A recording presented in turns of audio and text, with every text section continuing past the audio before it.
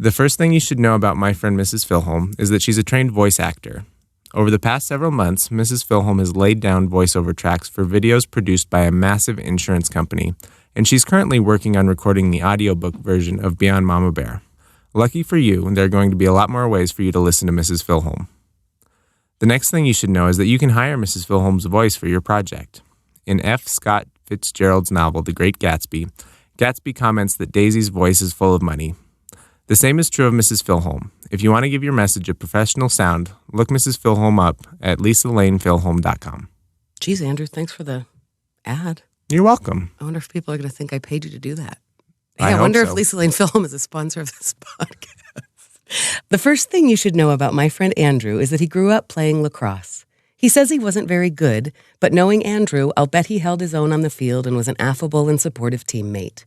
Still, he reassures me that although he's good at almost all things, lacrosse ain't one of them. The next thing you should know about Andrew is that every year he spends several days at the Vail Lacrosse Shootout, the premier club tournament in the United States, home to some of the very best lacrosse in the world. The event hosts over 65 men's teams and 40 women's teams and has become a pilgrimage for any true lacrosse fan. Isn't that just like Andrew? Even when he's not very good at a thing, he's still at least adjacent to the very best there is.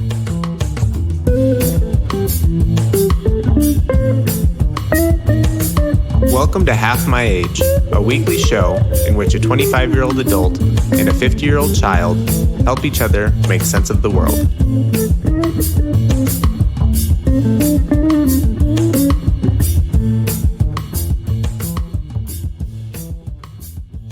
It's true. Speaking of ad copy, I took that off their website. I'm pleased that you brought it up. I just got back. We're actually recording this on Sunday morning instead of Thursday afternoon because Thursday afternoon was the 4th of July. Mm-hmm. And I was up there at the tournament. It sickens me when you date this show. I'm sorry. It's all right. Yeah, you're always up there. I don't really understand what it is that you do up there. Can you explain that to me, please? Yeah, so the Vail Lacrosse Shootout is actually in its 47th year this year. And the organizers... Still not as old as I am. Just go ahead. That seems like a long time. And I go, oh my God, I'm 50. The people who organized this tournament, one of which was my high school lacrosse coach.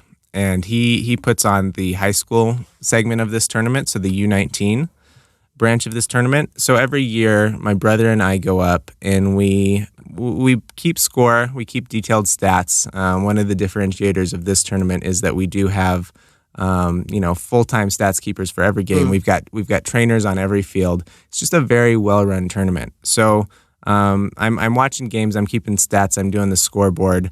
And mostly I'm just being a gopher. If trainers need more water or if they need more tape or if we need to move some kind of protective netting so that fans don't get hit with errant lacrosse balls.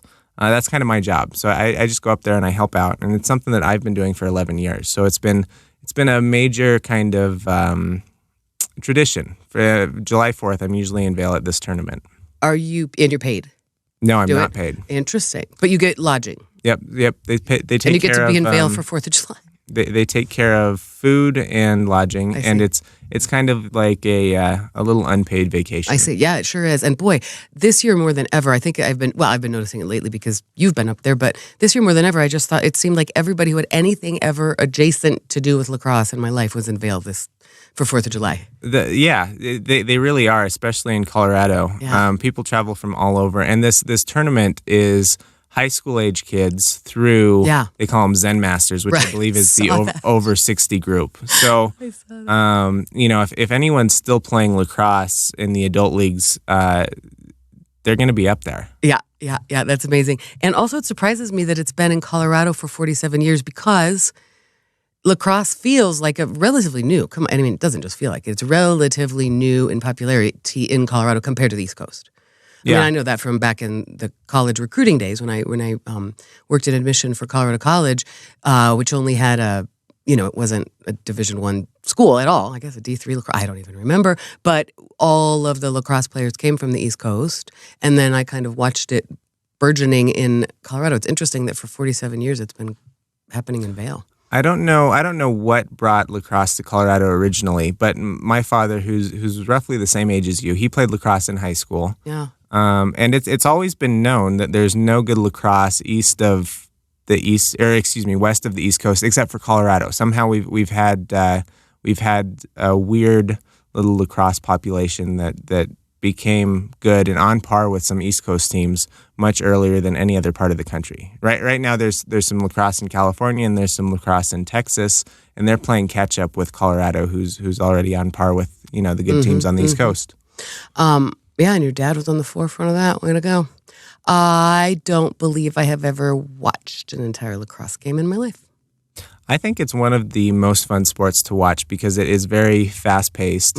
It's got the big hits like hockey, and it's just lots of movement, lots of excitement, lots of people getting hurt. I seriously don't think I've seen it. I don't even know one thing about it, I guess, like the rules or anything. That's funny. You shouldn't tell me. I don't really care.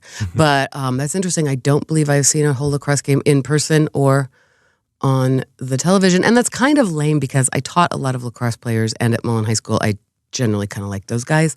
So that's lame that I didn't go and support them. I was all out there supporting my own kids' baseball at the time, I guess.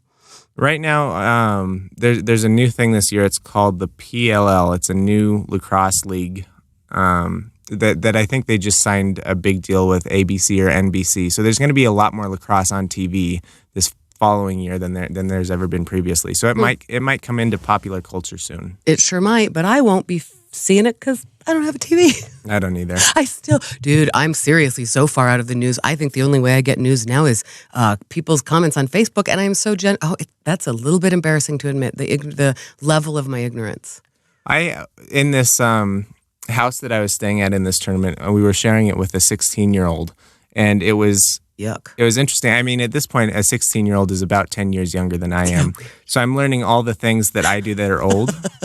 And one is being on Facebook because the kids are not on Facebook. You're not on Facebook.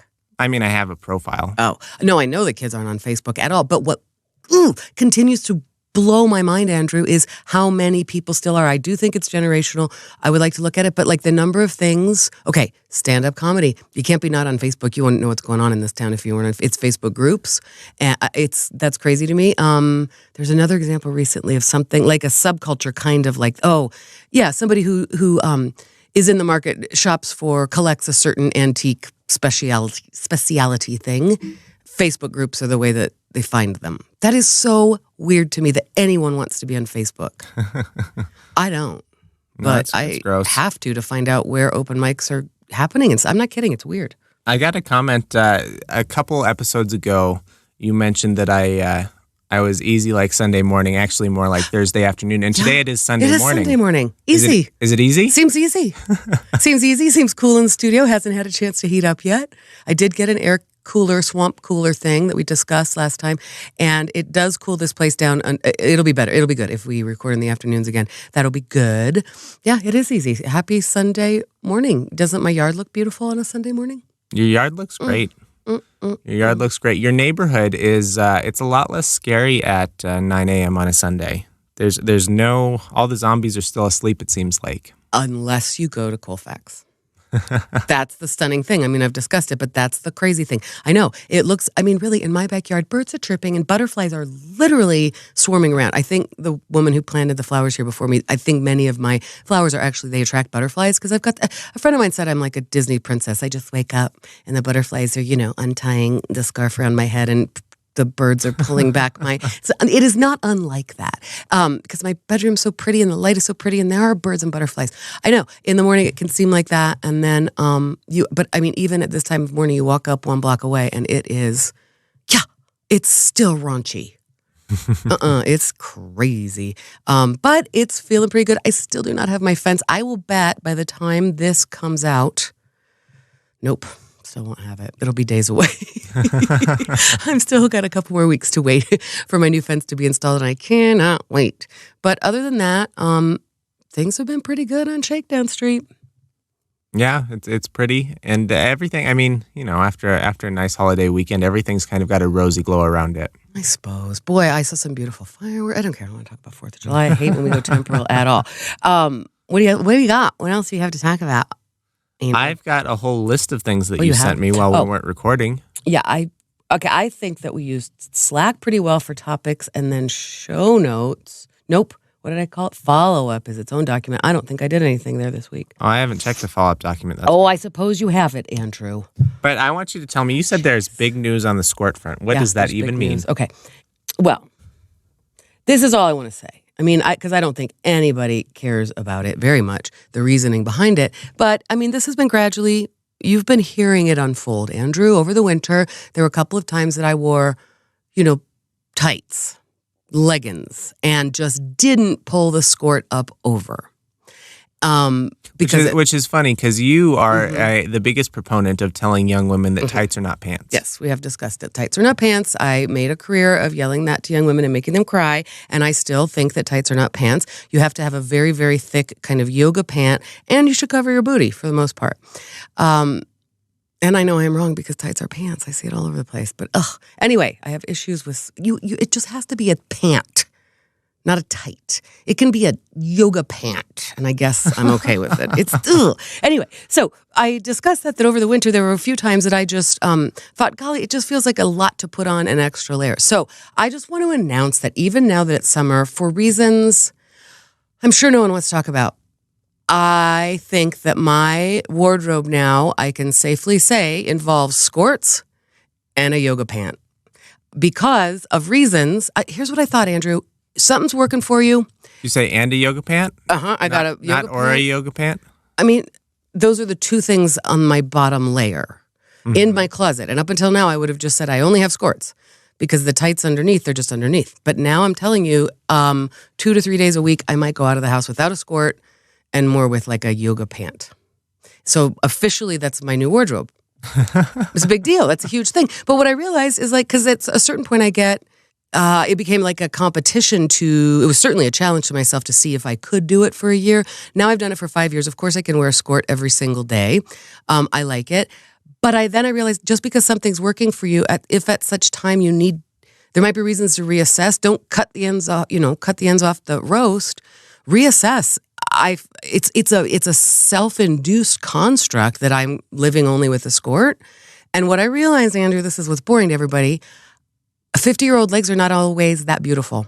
And it is sometimes more actually professional, I think, to have my legs covered because I got bruises. I mean, honestly, and spider veins and stuff, but mostly it's bruises. I'm just a bruised person and I'm active and I've always got bruises on my leg and I think it's disturbing to people.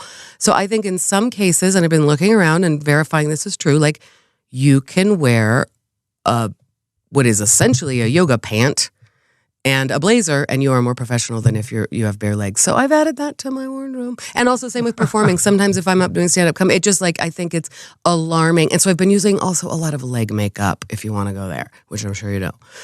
Leg makeup? Oh, yes. Is that like face makeup sold in larger quantities? No. It is like theatrical makeup that doesn't come off. I mean, it's exactly what it sounds like. It's what the Hollywood stars would use. Everybody uses leg makeup out there, but I've just had to be experimenting with that lately because I'm trying to do some professional things, and I've got these big giant bruises on my legs, and like weird tan lines and stuff like that. How are you getting all these bruises? You keep talking about bruises, Andrew. You know Are you finding the corner of the bed with your shin? What are you doing? I mean, I do have one really big bruise that I think 3 times in a row I banged it on my car door, which I mean, I know that car door is there, but I was getting something out of it in a funny way. It's a car you've had for how many years? I know, no, but right, that's what I'm saying. I was like leaning in, getting something out. Oh, I have a homework for you right there on your table. I'm trying to mount my new phone, and I can't figure that thing out.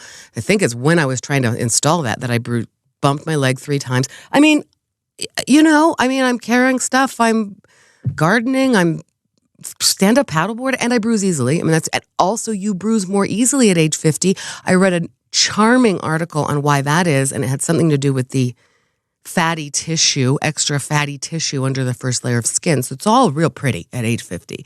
You're gonna get more bruisey and more crepey. I'm just saying, again, I didn't mean to go there to the gross place. Just wanted to make the announcement that the Skort project is now the Skort plus yoga pant project, and I was proud of that because to me it was adapting. It was going, okay, this doesn't serve me. This is not serving something that I needed it to serve right now, and so adjust. And it feels great. I'm going to have to go back and read through your blog because I feel like yoga pants were expressly forbidden under the tights are not pants rule. Totally. If it was like if you have tights, put a little skort over your butt and it's fine. Can I be more clear on that, Andrew? Mm-hmm. Tights meaning like if it is see-through and I can see and so tight like a tight that I can see everything that jiggles and moves, then that is problematic. If it's a nicely constructed, those things are engineered, man. These yoga pants, they have pockets in them if you want. It's a difference. Of course, tights are not pants. And whatever, you should cover your bum in public. I think, no shaming there. I just find it, I have lots of thoughts on that, on why tights are not pants. And it totally comes from being a high school teacher. And I don't want to talk any further about that. But I'm just saying that I think it's good to be able to adapt and change course in the middle of a project to meet the current needs. Don't you think that's smart? It's 5 years in. Sure. As humans, we're expected to adapt to new life situations, new changes in our environment. Mm-hmm. It's 5 years, and most, if you have a strategic plan for an organization, you go 5 years. So I've kind of accomplished I can probably go back and measure the results of my first 5 years and then rethink the next 5. I'm just adding something to cover my not so sightly legs. Because leg makeup, man, it's seen. It takes a long time and it makes your bathtub real dirty. It's awesome. It looks pretty cool. It does look like I just have a nice, smooth tan when I wear leg makeup, and it mostly doesn't come off, and it does give me confidence when I'm out and about. But what a pain. That sounds like a lot of work. Oh, yeah. It's insane. I mean, it's like, well, sorry I was late paying my bills. I was putting on leg makeup. It takes a lot of time in my day. I can't do it. So sometimes I was late paying my bills. Sorry, mortgage company. I had to put on leg makeup every day for the last 30 days. It's too much time, Andrew. So I think sometimes you put on a yoga pant over it and you're good to go. Yoga pants, the bruise hiders of... The bruise hiders. I mean, or some trousery thing. That for me just right now is close enough. Like I still feel like, okay, if I was driving past a lake and I needed to go swimming, I could technically go in with a yoga pant and trust that I wouldn't like ruin it. Wouldn't be the most comfortable thing. Wouldn't be like a wetsuit. It'd be gross, but it wouldn't ruin it. As opposed to if I'm wearing like a nice, I don't know what else I don't even know what real clothes are anymore. But the whole point of the skort project was that I felt like I needed to be able to stand on my head or jump in a pond or kneel down and kiss a baby at any moment or get on my knees and garden. And I think I could do that with a pant. I don't like how hot it is in the summer, but sometimes it's more important to cover my legs than to be comfortable. That's sick.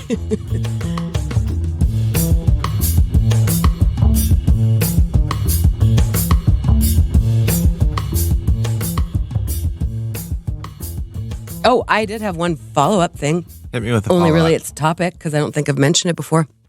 I got those AirPods. Oh, yeah? Do you like your AirPods?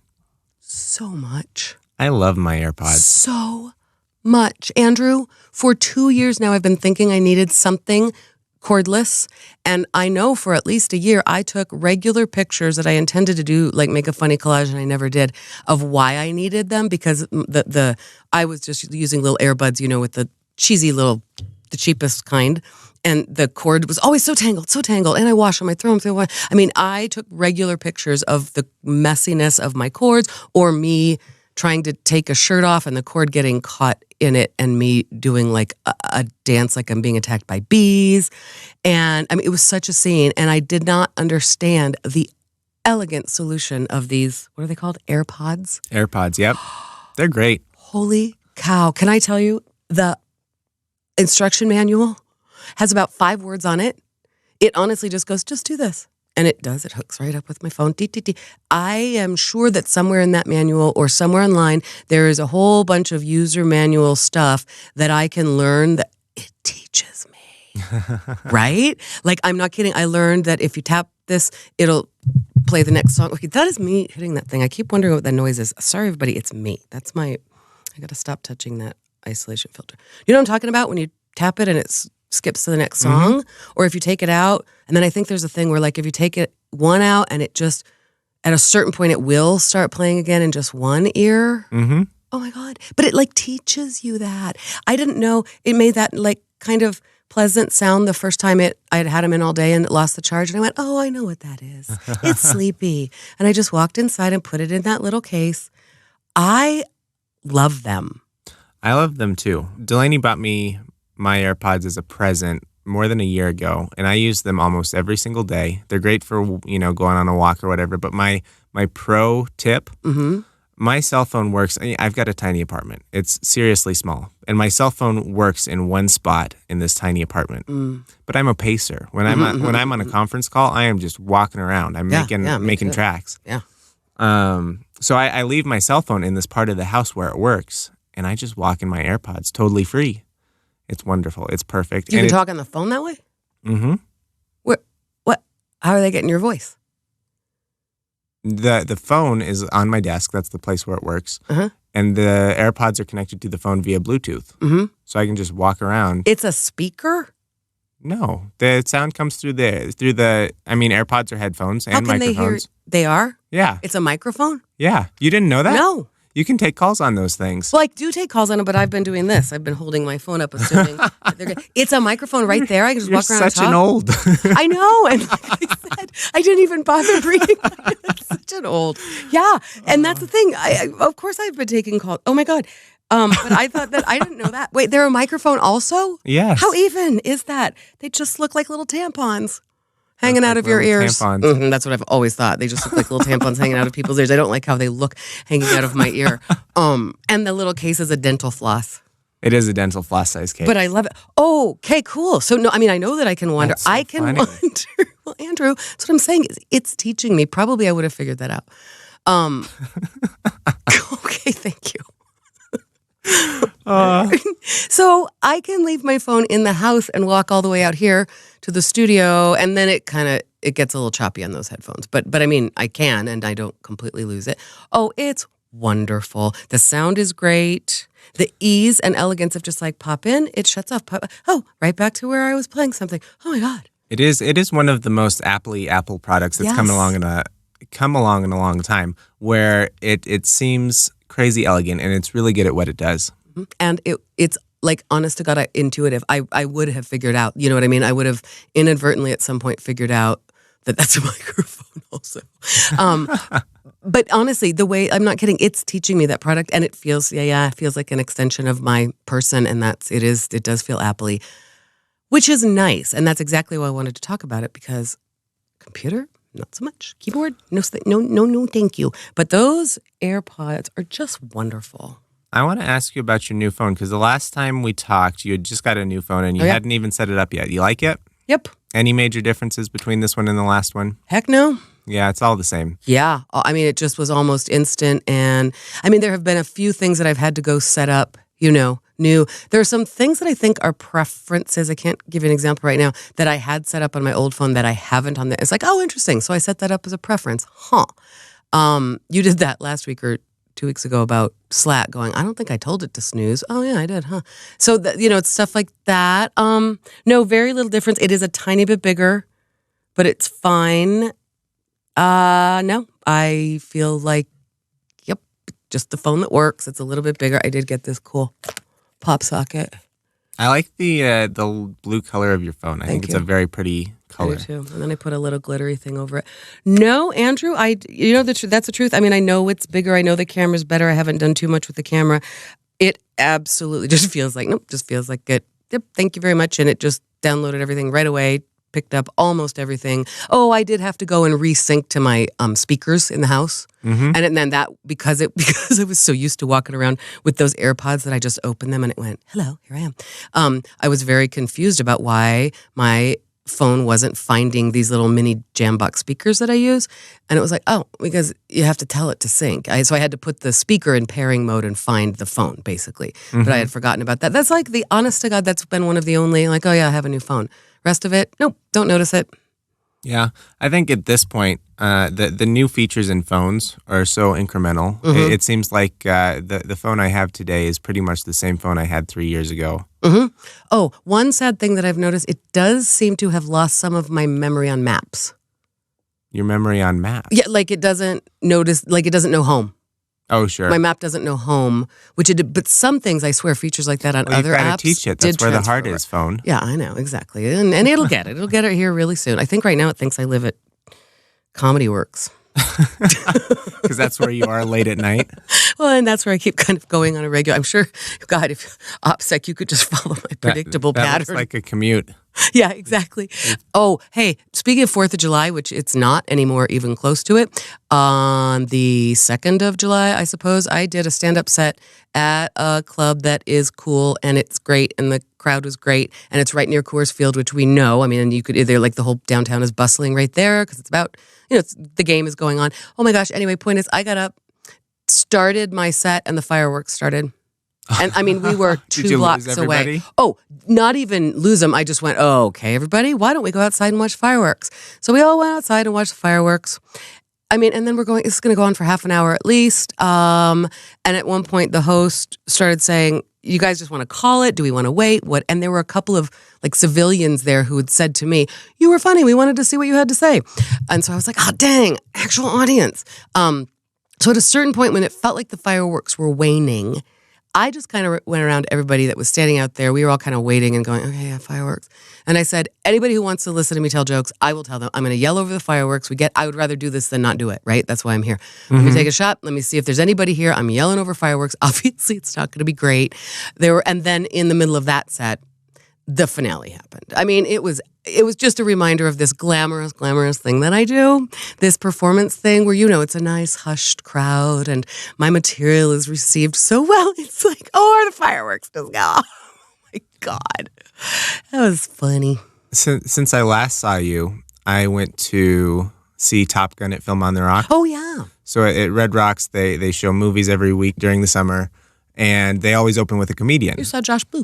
I saw Josh Blue, and he bombed. It was so bad. It's a terrible venue. It's the worst venue for comedy. Worst. And this is someone, I think he won Last Comic Standing. Yeah. Like he's known to be hilarious. He was headlining at Comedy Works 2 nights in a row, I think. And he had such a hard time getting laughs at this at Red Rocks. Brutal. It was hard to watch. Interesting. And did you think the jokes were probably fine and funny in what his main material? It was just that nobody's paying attention and you can't hear? Yeah, that's exactly what it was. Oh, I've always thought that. I think I don't want to say anything bad because it's cool, the support for comedy in this town, but I've always felt that way when I see those, like, oh man, that is a bummer having to do it for an art. It's the opposite of what you want in a comedy house. You want low ceilings and you want dark and you want the audience to be a little bit uncomfortable so that they can only focus on you. And that is, are you kidding? It's the worst.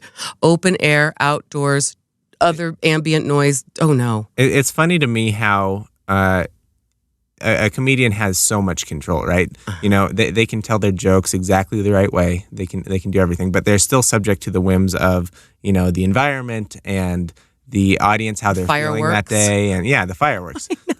There's only so much you can do to get those laughs. Oh my gosh. And and sheesh, dying up there, in the name for it is flop sweat, when you're flopping and then you're just sweating because you're flopping so bad and you just develop coming off a stage like that. Oh golly, and people ability to get up and just move around and shout and talk to their friends. And they are doing that, by the way, because they're there to see the film, right? So they are there to drink and tailgate and party and hang out with their friends until the movie happened. Hey, I was on my way to see that movie. And my friend came over and we ended up just staying at the Dollhouse because why would you leave the West Portico? It was so pretty. We ended up just staying here because it seemed so. How was it? It was great. There's no better place to watch Top Gun than Red Rocks because the sound at Red Rocks, even though it sucks for a comedian, it's great for jets taking off. Okay. Suppose. that whole venue shakes when, when the planes leave the aircraft carrier. Yeah, I suppose that's right. Interesting. Was it fun? Did you get rained on a little bit? No, not at all. There was a massive rainstorm that afternoon. But by the time the film started, it was all cleared up. Nice. I had other friends who were there and said it was wonderful, but we had a wonderful time. Well, because I was with a friend and I wanted to catch up with her and we hadn't caught up for a long time because, believe it or not, she's not listening to our podcast. I was oh my goodness. stunned. She admitted that that's weird that she's not, but anyway, so we just had so much to catch up on that we went, honestly, why would we leave right here? It's so beautiful. So we did that. What else we got? Andrew.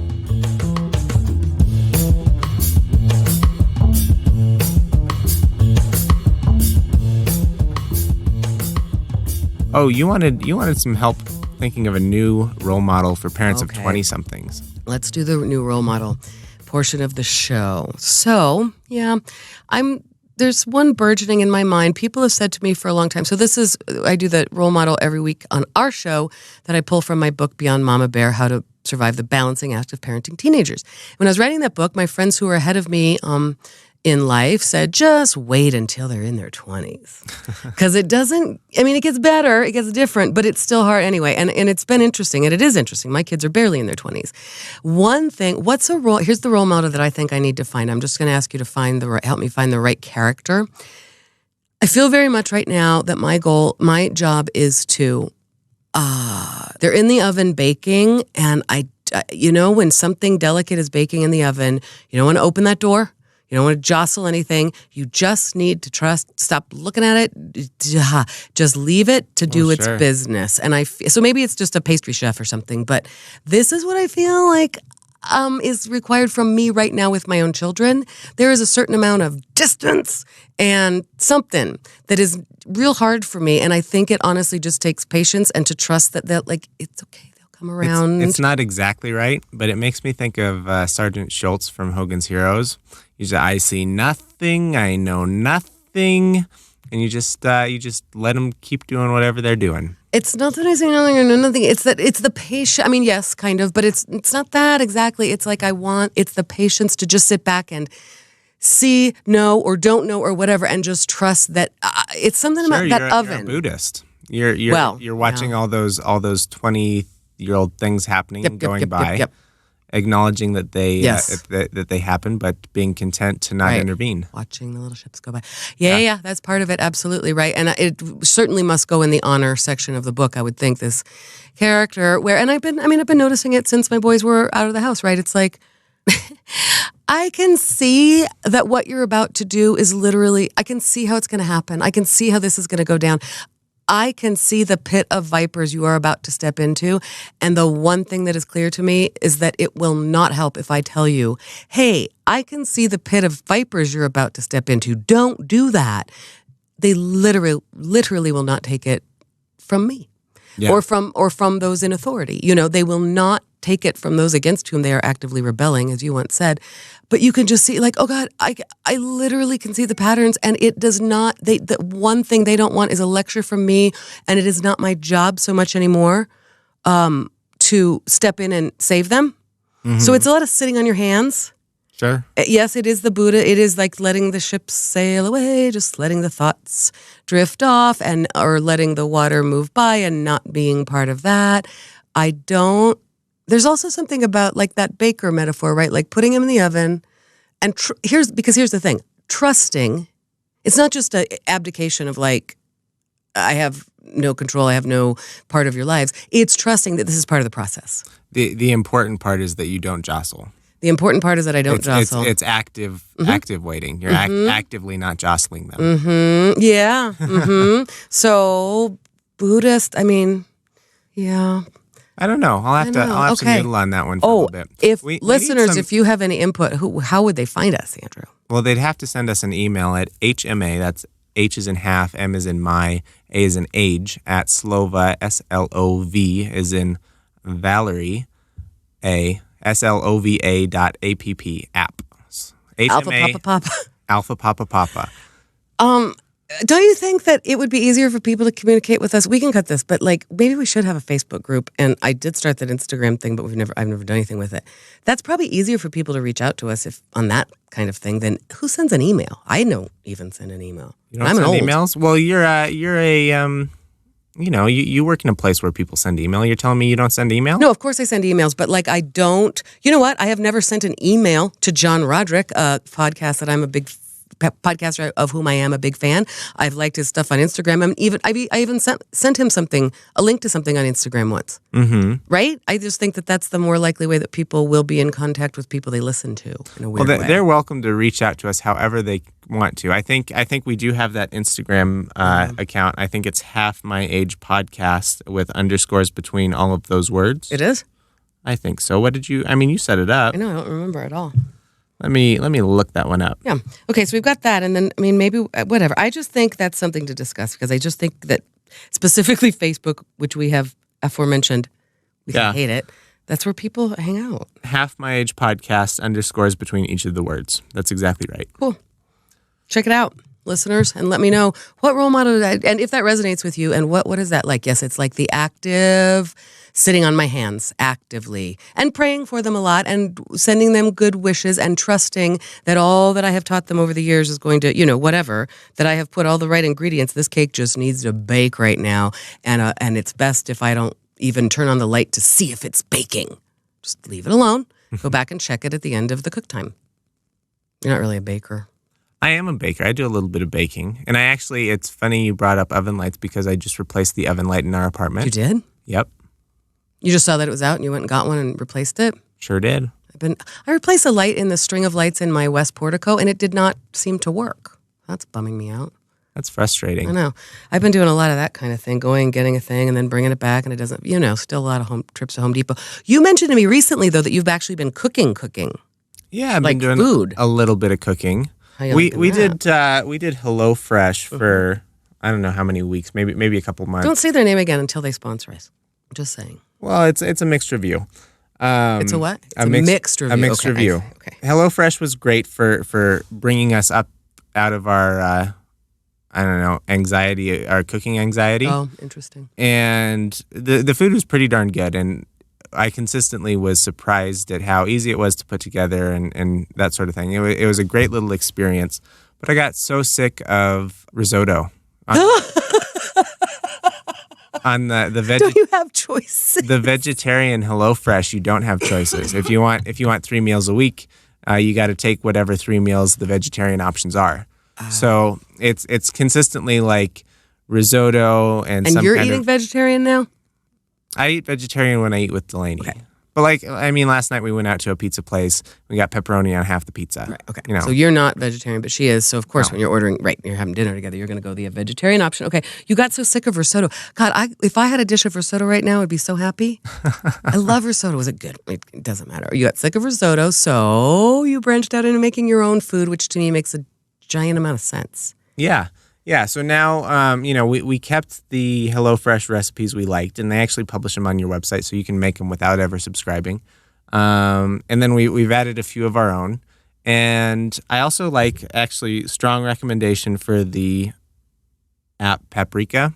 They've got a desktop version, they've got an Android version, they've got an iPhone version. And basically, it's got a little built-in browser in this recipe app. You go to the web page where the recipe is that you want to download, and then you click download, and it sucks all of the recipe information, the ingredient list, the instructions right out of the web page. There's some smart stuff happening behind the scenes, so it knows to separate the bloggy stories. Crazy. It's a recipe manager. Yeah, it's extremely good at what it does. Interesting. And this app, so you go on the internet, you're browsing around in the Paprika app, you find a recipe you want, you click download, it formats everything correctly and sucks it into the app.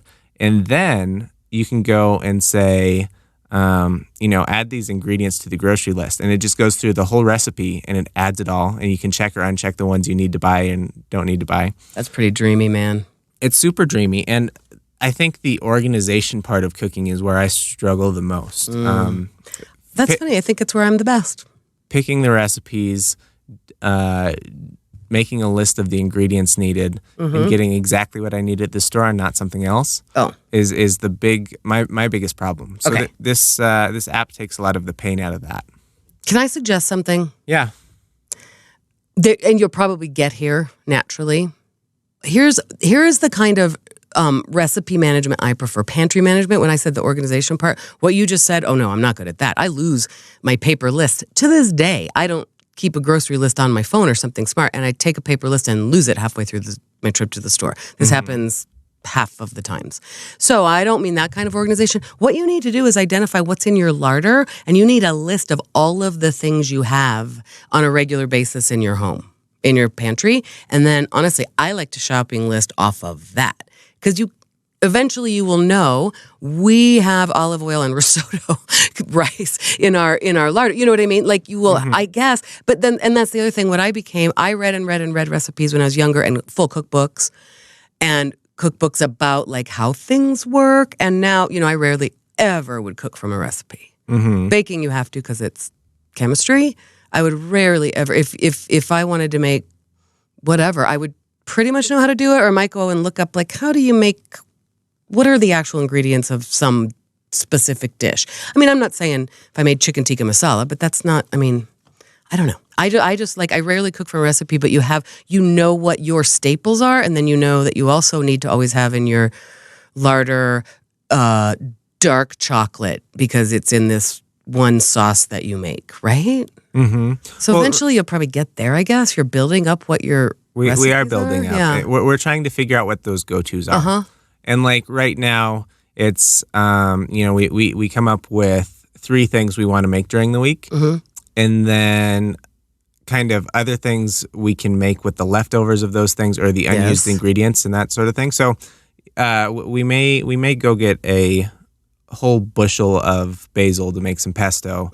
And then we're going to have pesto on hand, so I might as well add some noodles to that just in case. And so we're definitely working on that. But I subscribe to the John Roderick and Merlin Mann method of everything, which is you always make all the bacon. So if you buy an ingredient, you try to use all of it somehow.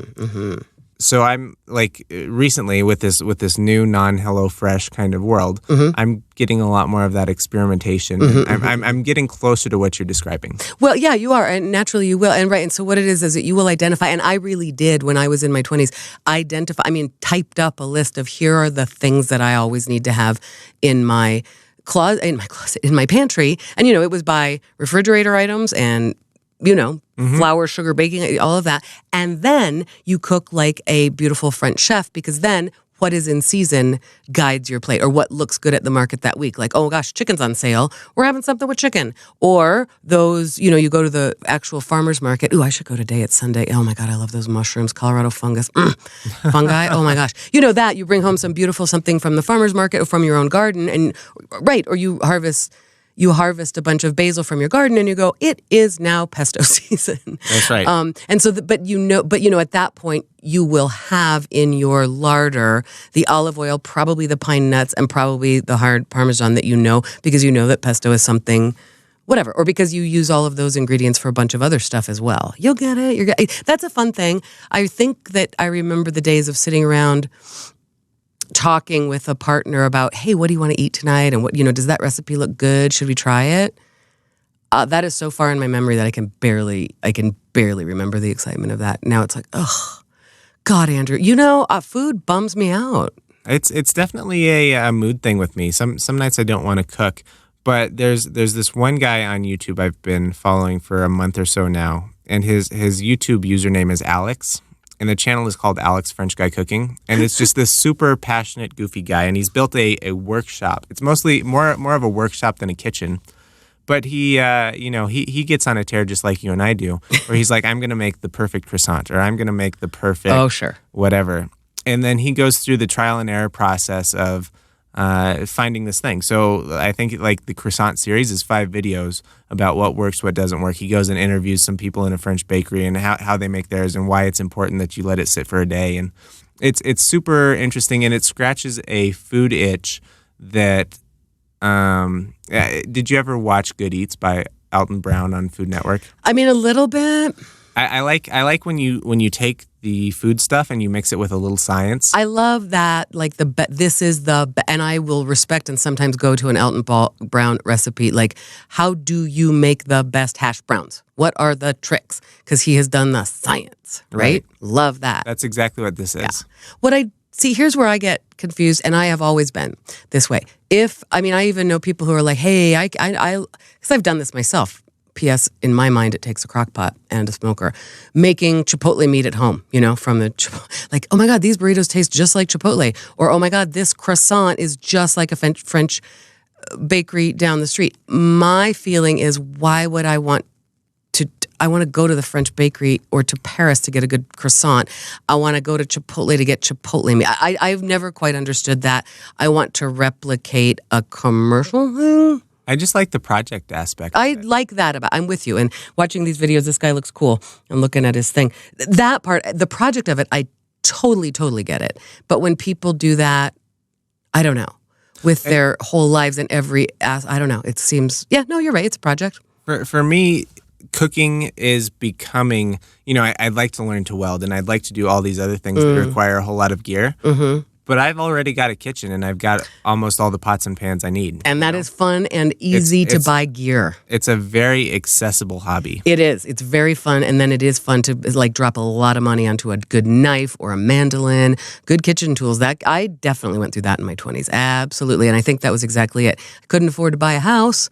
I didn't have a pottery studio, but I could sure buy a really, really good carving knife and teach myself to, carve up a steak. Yeah, you're right. I can see that. And I was just thinking as I said that, you said it's a project, learning how to make the perfect croissant. And I think, I got enough projects. Because yesterday, Clay Beach. I hadn't thrown for a while because I really didn't feel like the studio was ready. And yesterday, I had a nice few hours in the sun just throwing pottery. We've had such nice weather recently. It's been perfect. And we've had some rain still. I know. It's nice, man. That's it. I want to be outside. I know. Me too. All the time. So that's the thing. I have other projects that I want to do besides cooking. And cooking to me is let's make something efficient. I did go yesterday to the market and get actual healthy food because for a while I've been kind of not eating so great. Well, for a long time, you've had a beef with food because you hate your body's need for nourishment. Sure do. I think you've mentioned that on the podcast. Sure. Lots of times. So boring to have to eat. Oh, I mean, sitting and having a meal with someone, wonderful way to, camaraderie. And we've talked about this a lot. I do resent my body's need for nourishment. And I'm still in the throes of recovery from my divorce, Andrew, and nothing tastes very good. That's the other thing.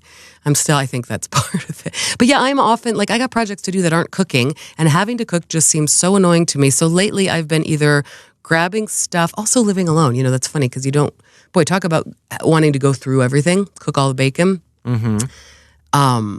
Unless it depends. Often I eat 2 eggs a day for breakfast, and if I'm in that routine, I go through my eggs like a normal person. But then I kind of got on this routine of grabbing a frozen burrito for breakfast because and the eggs. It took me so long to go through a dozen eggs. So it's a funny little thing that I'm balancing there. But again, the truth is, I have liked cooking in my past. I was raised by 4-H.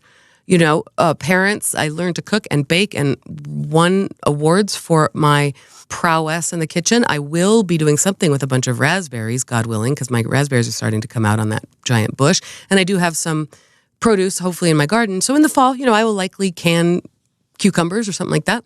But in general, man, feeding myself does not seem like something I want to put time into because I have 100 million other things I want to do in a day. I like... kind of the opposite, I guess, is having to cook something at the end of the day and saying we're not going to go out or I'm not going to make a frozen pizza. Mm-hmm. That is a nice way to pull myself out of the workday, especially since I work at home. Yeah. That's important. It's just a nice change of scenery, change of pace. It's a good way to shut off work brain. It totally is. And you know what? Even if you didn't work at home, I think it's a lovely thing to do. And the best people, the best couples and families do that. They come home and they enjoy preparing food. And come on, all of the metaphorical and important reasons that it's good to prepare and eat food together. But I get home from my work day and it's like, okay, I want to go do comedy or I want to do pottery before, daylight. I'm losing daylight. I want to go out into the lake. And I have so many things I want to do that it's like throw some food. I will honestly be on my way. You've seen it happen on my way to the lake to go paddleboarding and go, oh crap, I forgot to eat. And I'm really going to regret that when I feel like I'm going to pass out from starvation on the water. Mm-hmm. So it's like, Delaney, do you have any snacks? And sometimes she does for me. That's it, is that I honestly forget that I need fuel to keep going. That's because I'm on manic energy. I just want to go and do all the fun things all the time, Andrew. It'll get better. Someday I'll probably like cooking again. My cousin Nikki said that to me when she visited in October. I said, I wonder if I'll ever like food again. And she said, you will. It'll come back. This is a function of not being super, calm in my brain, having a rough year. Yeah. Lots going on, I tell you that.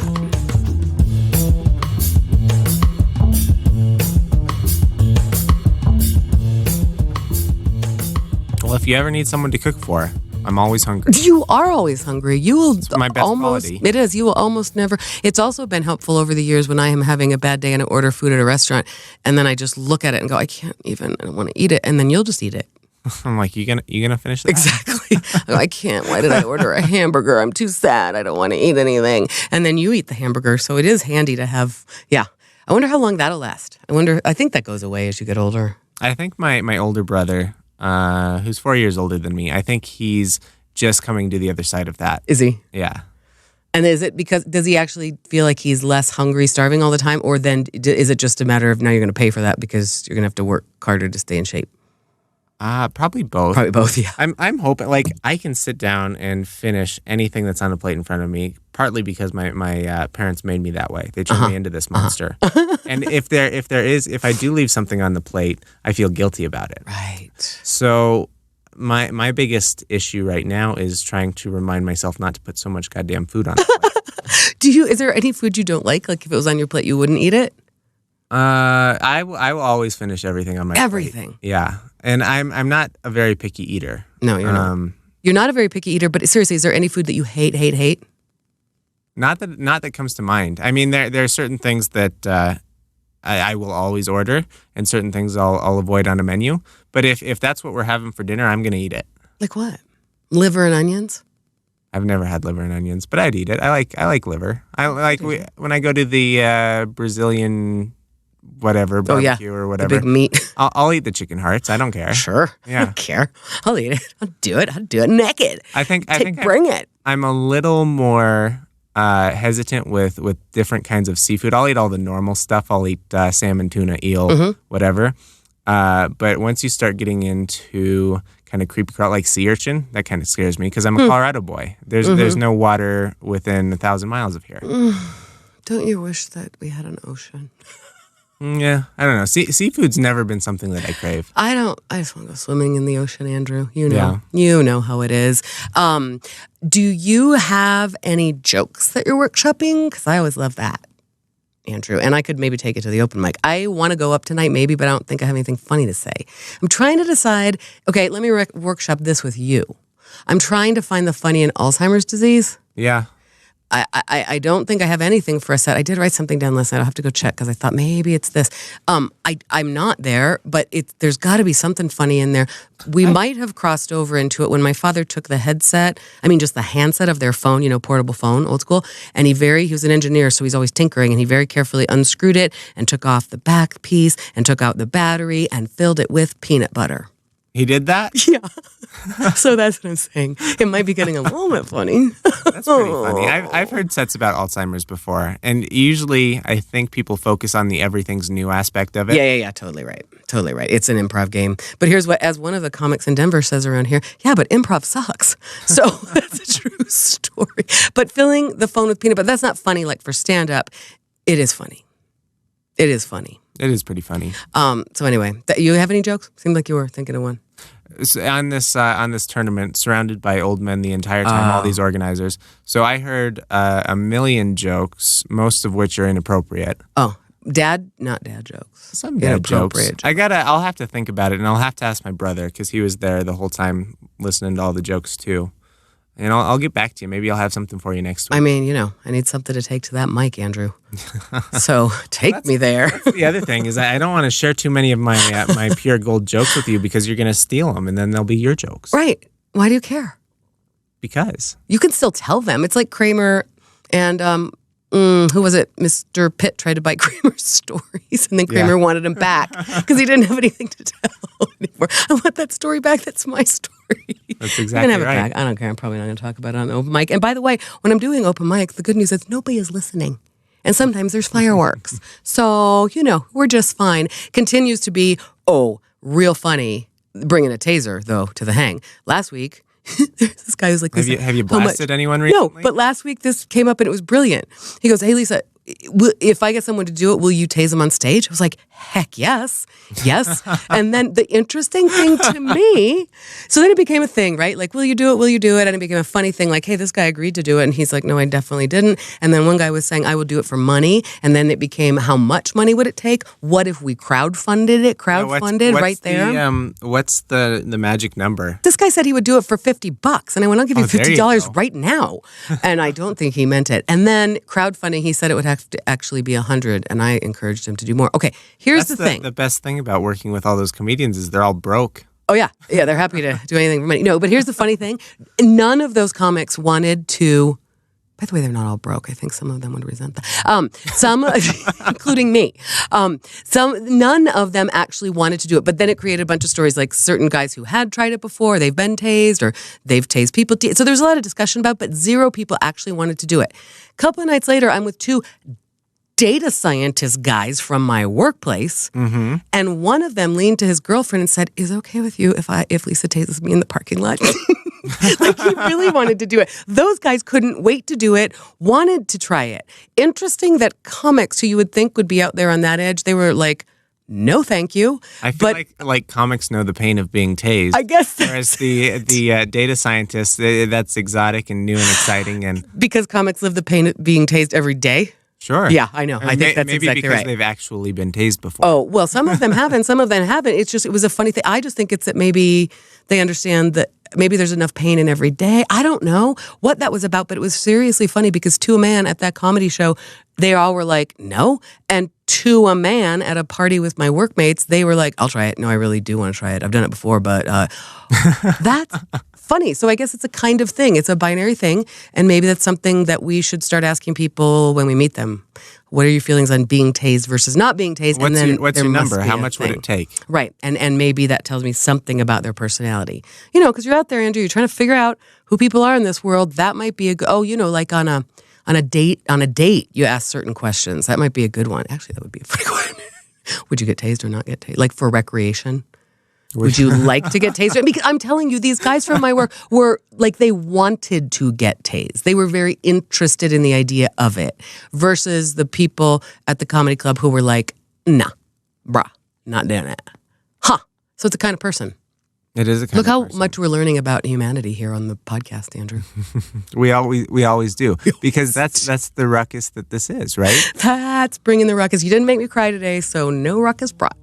Darn it. That's just your mother's measure. And she was just kidding. I don't think that's true. We brought the ruckus, right? Next time, Mrs. Filholm, I'll get you. I'll get you and your little dog now. All right. Bye, Andrew. Bye, Mrs. Filholm.